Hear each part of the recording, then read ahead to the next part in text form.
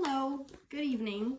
I'm Skylar Foss, and I will be doing my presentation on intimate partner violence and sexual assault. I have my PowerPoint right here, so I'll just be periodically showing the camera. So that's my beginning slide. I'm gonna go ahead and start this from the beginning.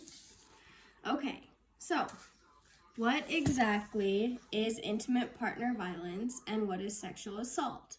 So I have some pictures here telling some statistics about it. But before I get to that, I'm going to tell you a definition of what it is that I found on the Centers of Disease Control and Prevention website. So, intimate partner violence is a serious, preventable public health problem that affects millions of Americans. The term intimate partner violence describes physical violence, sexual violence, stalking, or psychological harm by a current or former partner or spouse. This type of violence can occur among heterosexual, sexual, or same-sex couples and does not require sexual intimacy. So, from that, I will go to my statistics, like I showed you. So, it says 1 in 5 women have experienced severe physical violence from an intimate partner in their lifetime. Now, this does not exclude men. The same goes for men. It says on here 1 in 7 men also experience the same kind of abuse. So I think a lot of times people kind of don't take men into account when it comes to violence in domestic relationships. And it is true, men do experience violence. It's a huge problem for both men and women. So we're going to get to that in a second. But also, for the second statistic here, about 1 in 5 women have experienced sexual violence by an intimate partner, as well as 1 in 12 men, not excluding men again. And for the last one, it says 10% of women have reported being stalked by an intimate partner, as well as 2% of men have been stalked by an intimate partner. So, not excluding men again. Okay, so as for the feminist perspective on the subject of domestic violence, where's the slide? The feminist perspective has to do with gender roles.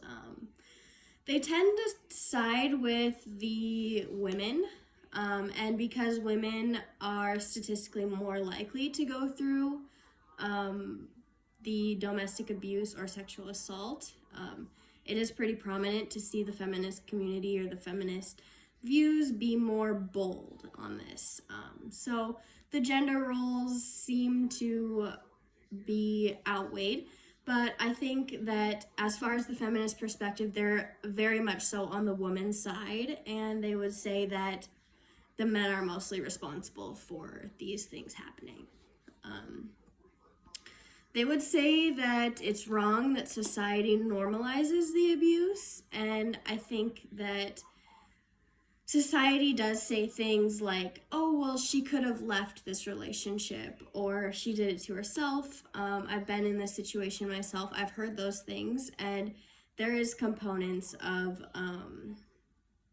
psychological damage that you can have through domestic abuse that will cause you to not feel like you're able to leave. And as well as she did it to herself, I can see where people do see that, or they say that in a way that might prevent them from hurting, but there's a deeper understanding to this kind of abuse that some people don't know. So I think that the feminists would definitely discourage any people saying things like that, and they do not agree with people normalizing the abuse, and they tend to be more on the women's side. All right. Moving on to the conflict theory by Karl Marx here. So I did some research on the conflict theory. Obviously, the conflict theory, it has to do with a struggle for power. Like in the workplace, it means you want to get to the top, you want to be the boss, you want to have the most wealth, have the most power, authority, stuff like that. So in relation to the domestic abuse, the abuser would be the one who is power hungry. So the conflict theory would see it as whoever the abuser is, male or female, wants to have full control or fully make sure they run the situation as far as the relationship. This goes hand in hand with the narcissistic personality disorder. That's a psychological disorder. It can be developed, and especially in abusive relationships, it's been found that the narcissistic personality disorder has been developed and caused these issues of abuse. So I think that the conflict theory would fit in well with the struggle for power as far as who wants to be in control of the relationship within the domestic abuse. Okay, here is my sources cited, and I will send my PowerPoint over to you, Professor. So thank you.